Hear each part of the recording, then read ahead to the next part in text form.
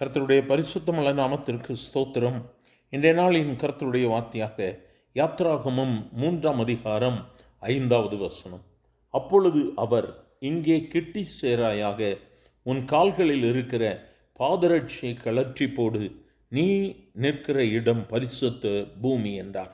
இந்த இடத்துல தேவனாகிய கர்த்தர் மோசையோடு கூட பேசும் பொழுது, மோசே தேவ சன்னிதானத்தில் நின்று கொண்டிருக்கும் பொழுது கர்த்தர் மோசையை பார்த்து சொல்லுகிறார், உன் பாதரட்சைகளை கழற்றி போடு, உன் பாதரட்சைகளை கழற்றி போடு. காரணம் என்ன? நீ சர்வ வல்லமையுள்ள தேவனுக்கு முன்பதாக நின்று கொண்டிருக்கிறாய். நீ நிற்கிற இடம் பரிசுத்தமான இடம். இந்த பரிசுத்தமான இடத்துல நீ பரிசுத்த குறைவோடு கூட வந்து நிற்கக்கூடாது. எனக்கு அருமையான தேவ பிள்ளையை, இந்த நாட்களிலும் கூட உன் பாதரட்சைகளில் ஒட்டி கொண்டிருப்பதை நீ எடுத்து போட வேண்டியது அவசியம். ஆவிக்குரிய வாழ்வோடு கூட நீ ஒப்பிட்டு உன் வாழ்வில் இருக்கக்கூடிய அசுசிகள், உன் வாழ்வில் தேவன் விரும்பாத பாவங்கள், அக்கிரமங்கள், இவைகளை எல்லாவற்றையும் எடுத்து போட்டு தேவ சமூகத்தில் வர வேண்டும் என்று சொல்லி அவர் விரும்புகிறார்.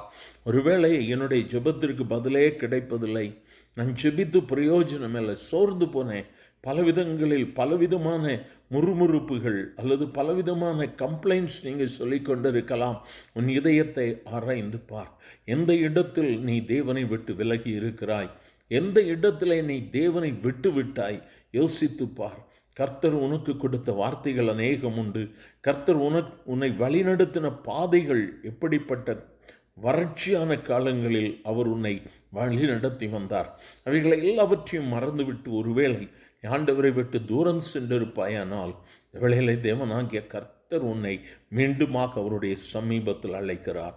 நீ அவர் அழைக்கும் பொழுது உன்னுடைய வாழ்வில் இருக்கிற பழையவைகளை களைந்து போட்டு புதிய தீர்மானத்தோடு கூட அவருடைய சமீபத்தில் வருவாயா?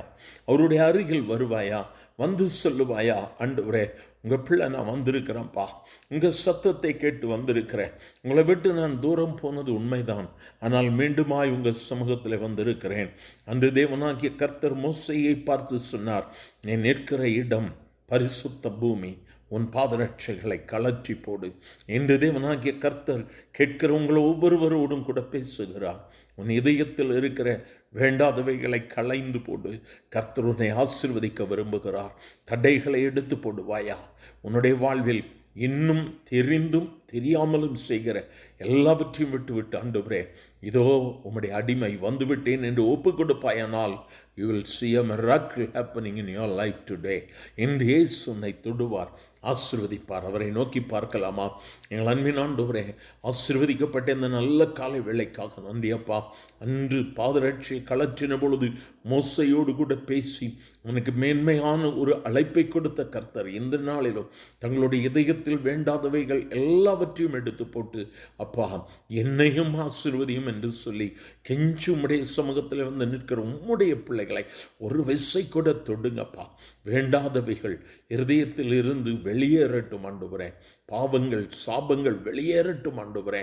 கர்த்தர் அற்புதத்தை செய்யும், ஆசீர்வதியும். இயேசுவின் நாமத்தில் பிதாவே, ஆமேன், ஆமேன்.